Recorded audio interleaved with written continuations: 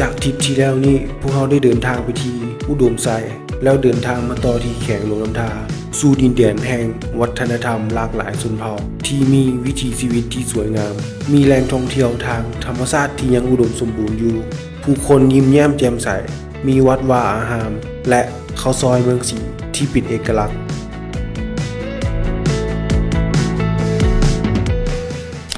ตอนนี้พวกเราได้อยู่หลวงน้ำทาไปทีมฮอยละและด้านหลังของพวกเราแมนพระธาตุหลวงน้ำทาเป็นแลนด์มาร์คและเป็นจุดเช็คอินสำคัญของหลวงน้ำทาที่ทุกคนมาแล้วบุคคลพาที่จะมาถ่ายรูปกันและหลวงน้ำทาก็ยังมีอีกหลายสถานที่ที่น่าท่องเที่ยวซึ่งเราจะพาทุกคนไปสัมผัสบรรยากาศกับเปอร์โยเลนเทคคันนี้ไปพวกเราออกเดินทางอีกครั้งกับเปอร์โยแลนด์เช็คเป็นรถกระบะสัญชาติฝรั่งมีดีไซน์ที่สวยหรูมีความเป็นสปอร์ตและเฮามากับแคมเปญเที่ยวลาวกับเปอร์โยที่จะพาไปลุยแข่งหลวงน้ำทาแล้วมาลุ้นนำกันว่าแกสลอตจะพาทานไปหลงสถานที่ใดแน่บอนทำอิฐที่จะพาไปเที่ยวแมนพระธาตุหลวงน้ำทาที่เป็นเอกลักษณ์และเป็นบอนที่ชาวเมืองหลวงน้ำทากราบไหว้สักการะบูชาวัดนี้ตั้งอยู่จ่องภูสูงสง่าจะเห็นวิวที่สวยงามของเมืองหลวงน้ำทาโอเคและสถานีต่อไปแมนเขากำลังจะไปใส่เราจะไปตาดน้ำดีแต่ว่าตอนนี้เรายังไม่รู้เส้นทางเพื่อแต่ว่าเรามากับเปอร์โยเลนเทคคันนี้ซึ่งมันมีฟังก์ชันหลายๆอย่างและตอนนี้เราก็ได้ใช้ฟังก์ชันแมปซึ่งมันสามารถนำทางให้เราไปตาดน้ำดีได้ซึ่งเราบูทางแต่ว่าเราก็ไปได้ซึ่งมันคำนวณให้ทั้งเวลาและกิโลเมตรและที่สำคัญมันยังมี Android Auto และ Apple CarPlay ซึ่งมีความสะดวกสบายหลายถือว่าครบจบในคันเดียวเลยสำหรับเปอร์โยเลนเทคคันนี้ไปโอเคลุยต่อไปสถานที่ต่อไปที่จะพาทุกคนไปรู้จักนั่นก็คือตาดน้ำดีตาดน้ำดีแมนบ่ไกลจากตัวเมืองหลวงน้ำทาทางเข้าไปแมนจะเป็นทางลาดยางเป็นอย่างดีประมาณ6 กิโลเมตรใช้เวลาเดินทาง15 นาทีขี่แป๊บเดียวก็ฮอดแล้ว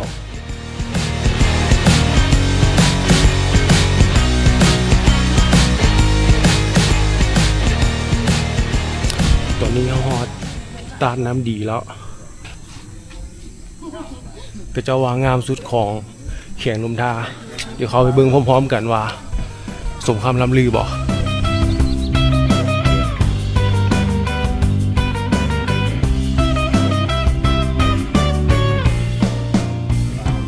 ในปีเขาตาน้ำดีแล้ว4,000 กีบต่างประเทศแมน3,000 กีบทั้งในมีอย่างแน่โดยเข้าไปจะมีร้านอาหารแล้วก็จะมีโซนกาแฟแล้วก็โซนอาหารต่างๆตัวอย่างเข้าไปประมาณ200 เมตรนี่จะมีเห็นตัดน้ำ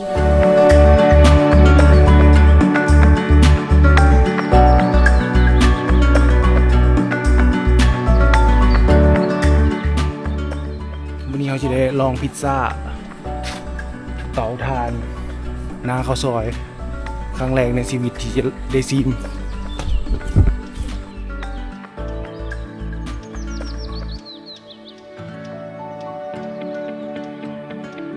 บรรยากาศเข้ามาทางใน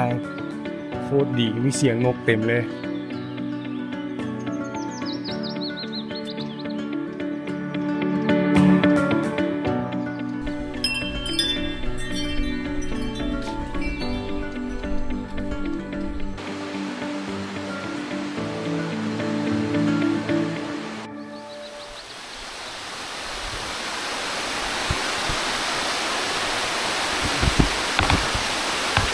พอแล้วที่นี่คือตาดน้ำดี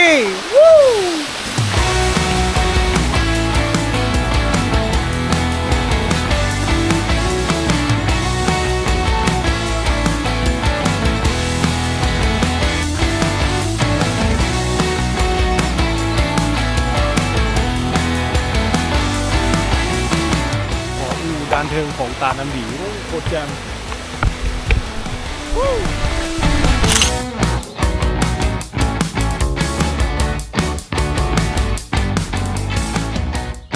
ครั้งแรกที่ได้เห็นและก็จะได้กินพิซซ่านาข้าวซอยหลวงน้ำทาที่นี่ที่เดียวตาดน้ำดีน้ำตกตาดน้ำดีเป็นบ่อนท่องเที่ยวทางธรรมชาติแห่งใหม่ที่ทุกคนไปแล้วบ่ควรพลาด ถ้าได้มาเที่ยวแขกหลวงน้ำทาเพราะตาดน้ำดีอยู่ใกล้ตัวเมืองการเดินทางก็สะดวกสบายบรรยากาศโคตรดีมีคาเฟ่ทั้งในน้ำตกและที่สำคัญอาหารก็แซ่บเหมาะสำหรับไผ่ที่เป็นสายท่องเที่ยวถ่ายรูปเช็คอินหรือมาเที่ยวแบบครอบครัวรับรองว่าจะถูกใจทุกคนกันแน่นอนและพนักงานอยู่นี่น่าฮักหลายให้การต้อนรับพวกเราเป็นอย่างดี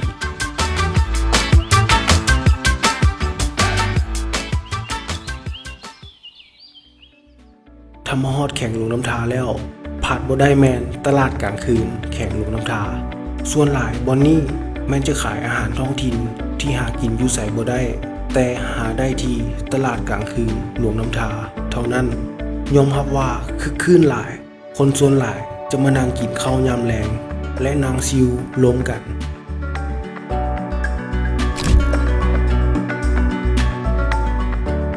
สำหรับมื้อนี้พวกเราจะพาทุกคนไปต่อที่เมืองบอเต็นเมืองเศรษฐกิจพิเศษที่มีชายแดนติดจอดกับประเทศจีนและห่างจากตัวเมืองหลวงน้ำทาประมาณ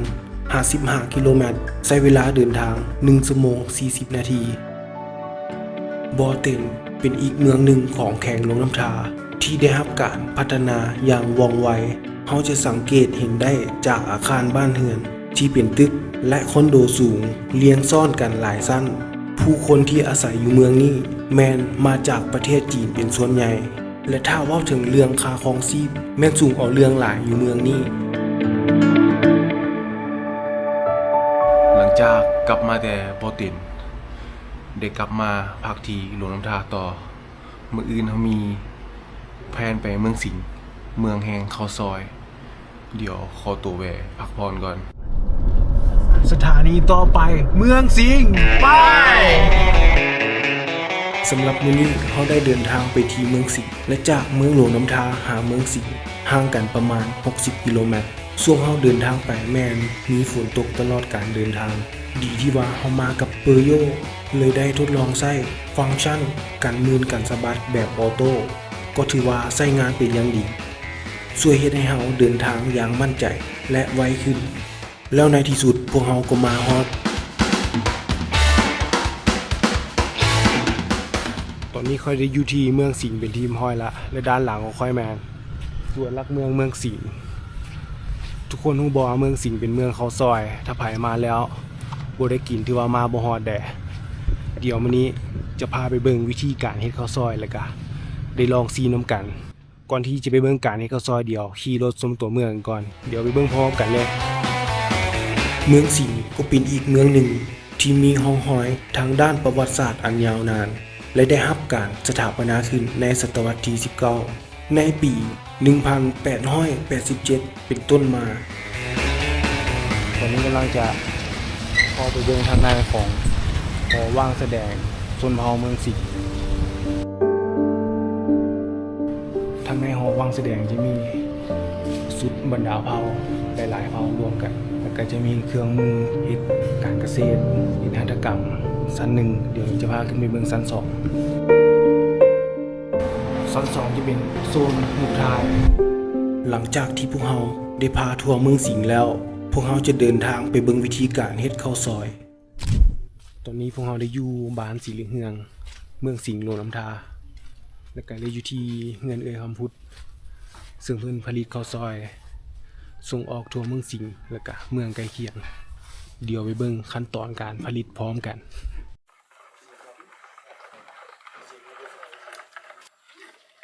กำลังเฮ็ดอย่างอยู่ตัวนี้ เฮ็ดข้าวซอยเนาะ อ๋อเฮ็ดได้จักปีละ 9 ปี 10 ปีก็เริ่มเฮ็ดแล้วแบบว่าเอาเป็นอาชีพเลยเนี่ยคือว่าเป็นถามว่าบรรพบุรุษเฮาก็สืบทอดกันมาจากนั้นแน่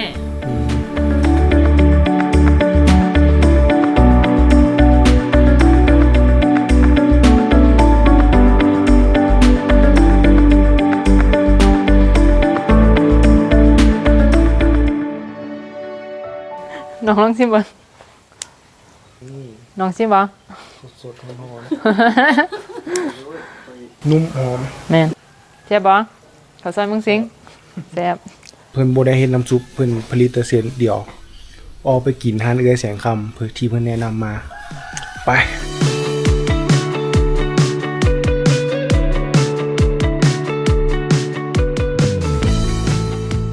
จากที่เราไปเบิ่งขั้นตอนการผลิตข้าวซอยที่เฮือนเอื้อยคำพุดแล้วเราก็ได้ออกมากินข้าวซอยที่ร้านเอื้อยแสงคำที่เป็นร้านต้นตำรับเป็นออริจินอลถ้าไผมาแล้วบ่ควรพลาดที่จะมากินถ้าบ่ได้มากินที่ว่ามาบ่ฮอดเมืองสิงห์ใด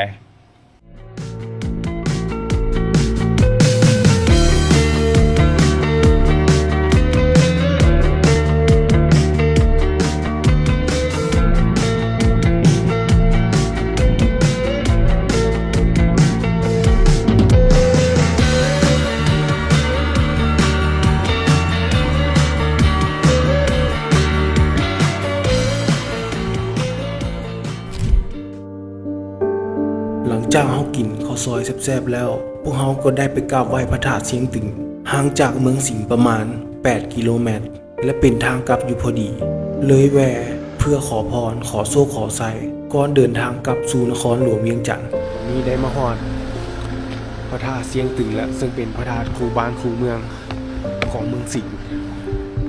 วัดเสียงตึงตั้งอยู่สูงสง่าเป็นวัดที่สวยงาม และเป็นที่สักการะบูชาของชาวเมืองสิงห์เพราะชาวเมืองสิงห์ถือว่าเป็นพระธาตุคู่บ้านคู่เมืองที่ศักดิ์สิทธิ์ที่สุดและยังเชื่อว่าเป็นบ่อนบรรจุพระอาทิตย์ของพระพุทธเจ้าถ้าถามถึงวันเวลาก่อสร้างก็ยังบ่มีไผสามารถสันนิษฐานถึงวันเวลาอย่างชัดเจนได้และในเดือน 12 เพลงของทุกๆปีก็มีการจัดพิธีบุญขึ้นพระธาตุเสียงตึงซึ่งพร้อมกันกับบุญพระธาตุหลวงที่อยู่นครหลวงเวียงจันทน์แล้วนี่ก็ได้สิ้นสุดการเดินทางของพวกเราทีมเกสลอดพาหลงที่ได้มาเที่ยวแข่งหลวงน้ำทาเป็นแข่งที่พวกเราประทับใจหลายมีวัฒนธรรมหลากหลายชนเผ่าผู้คนยิ้มแย้มแจ่มใสมีอาหารที่เป็นเอกลักษณ์ที่เฮ็ดให้พวกเราหลงรักแข่งนี้และหวังว่าจะได้กลับมาแข่งนี้อีกครั้งพวกเราต้องขอขอบใจเปอร์โยลาวธานีที่ให้เรามาลองขับรถเปอร์โยแลนทิกคันนี้เฮ็ดให้เราได้มาถึงจุดหมายอย่างปลอดภัยด้วยระบบที่ควบคุมทั้ง6ฟังก์ชันบ่ว่าจะเป็นฟังก์ชันแมปและฟังก์ชันกันมืนกันสะบัดแบบออโต้ก็ถือว่าใช้งานเป็นอย่างดีและอีกอย่างถึงเราจะเดินทางไกลจากภาคกลางสู่ภาคเหนือแบบนี้เรื่องน้ำมันก็หายห่วงเพราะเปอร์โยคันนี้ประหยัดน้ำมันสบายกระเป๋าทานอย่างแน่นอนมาติดตามกันว่า EP ต่อไปพวกเราจะไปแข่งแหละ